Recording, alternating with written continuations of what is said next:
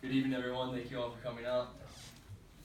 My name is Austin Haynes, and I'm here to talk to you about a topic that is I'm very passionate about, and that everyone in this room should be as well, because it doesn't only affect me, it affects you and everyone outside of here, and that is prison reform. We live in a nation where we hold 2.5 million citizens behind bars, over half of these being non-violent offenders. And in the world scale, we have 20% of the world's prison population here in America. These are astonishing numbers, and they come with astonishing costs. On average, it costs $30,000 or more to host a prisoner annually. Why is this important? Because it's coming out of my taxes, it's coming out of your taxes. This affects you directly, even though you might not be in prison, you might not know anyone in prison. I assure you this has an impact on your life. In this speech, I'm going to tell you why you should also be on board for prison reform. I'm going to explain what the big scale solution is to fix this, and I'm going to tell you what you guys can do as individuals. My first example, I want to touch on a story that I read. A Florida native named Roberto Ortiz was arrested in 2001 and sentenced to life in prison with no parole. Surely you're thinking he committed murder, he's a rapist, beat up some old lady. No, he had his first offense, and it was drug trafficking. Prior to this, you could say that he could have been a standout citizen and just got caught up with the wrong crowd. But now he is facing life behind bars and will never see the light of day again. Is this fair? Well, the average rape sentence is under 15 years. And we have many drug offenders behind bars serving multiple life sentences. And that's not the only problem, though. The way we label our criminals once they do get into the system, how we differentiate a violent criminal and a non-violent criminal. You could be labeled a violent criminal without, in fact, committing any violent acts. Possession of an illegal firearm, violent criminal. Getaway driver for an attempted armed robbery, you're a violent criminal. Attempted burglary on an occupied dwelling, violent criminal. But on the same note, not everyone labeled a non-violent criminal is non-violent. Many a times they agreed to a lesser sentence for a crime that they may or may not have even committed, just to shave a few years off their time, also known as a plea bargain. This is what gets tricky when time for parole and time for releasing criminals comes into play. We need more proper assessments when it comes time to release the criminals. You cannot simply look at their rap sheet and say he's a violent offender, he's not changeable, he needs to remain in jail for the rest of his life. You can't look at somebody who has a minor offense and say, oh, he did nothing really that serious, he's perfectly fine to release back in society.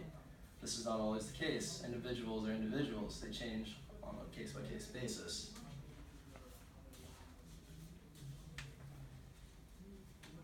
We need to take correct steps in the direction to fix this problem. These are real-life human beings that we are locking away and in many cases forgetting about. And doing so, we're not progressing our nation or our society forward in any sort of way. What our focus needs to be on is rehabilitating these individuals, educating them on how to act once they do return to society, and setting them up for success once they get out. It's been reported that 2 out of 3 adults released from prison wind up back in jail within just 2 years. Now, if we compare that to a pass or fail rate of a college or a high school anywhere in the nation, that's surely unacceptable. 66%, you're failing. So why is it okay that our prisons can fail us? And they're not just failing the people inside the prisons, but they're failing the families, the loved ones of the outsides. Single mothers stripped away from their children over involvement in silly crimes. We're not talking about going out and going on a murder spree or anything. It could be as little as conspiracy to a drug case from her boyfriend at the time, and now she's ripped away from her kids forever.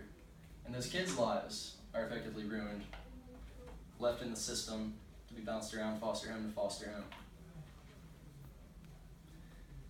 So it brings me back to our rehabilitation and the need for it. If we could take anything away from other nations, we should look at the way Netherlands has handled theirs. Right now, they have a very interesting problem in the Netherlands. They can't keep prisons filled. They're having to close down their prisons. And they're even signing contracts with neighboring nations to let them come in and use their prison systems because of the effectiveness. They aren't treated like some animal locked in a cage thrown behind bars. They're treated like a human being. They're given the foundation, the support, and the guidance that they need to come back out and not land themselves right back in. They're learning trades, they're getting degrees, and then when they come out, they're no longer a burden on the pocket of America or on their nation. They're now producing and helping the nation strive forward. We can all do our own part to help this. I mean, I'm not asking you to go stand outside and protest prisons, because sure, they do serve their purpose. They do keep, the bad guys from out in the public, but I ask you to take it upon yourselves to speak out, write to the officials, make your voice known that this is not right, that these are real human beings, and many of them do deserve a second chance. I have one more story I'd like to touch on real quickly. A man, an ex-Marine, he was sentenced to 2 consecutive life sentences, right? Like he had to do something crazy. Now, he had conspiracy to import and possess large quantities of marijuana. We know now that in over half of the country, marijuana is available for medical purposes. And we do also know that there are around 750,000 people locked up on just marijuana charges alone. And you do that math times the $30,000 it costs to house them annually, and that's taking a lot of money away from our education systems and putting it where we don't need. If we fail to reform our prison system, prison rates will rise. We won't see a productive return to society when members get out. They will continue to land themselves right back in. We need this change. You need this change. Your kids need this change. Our nation needs this change. Thank you all for your time. Have a good night.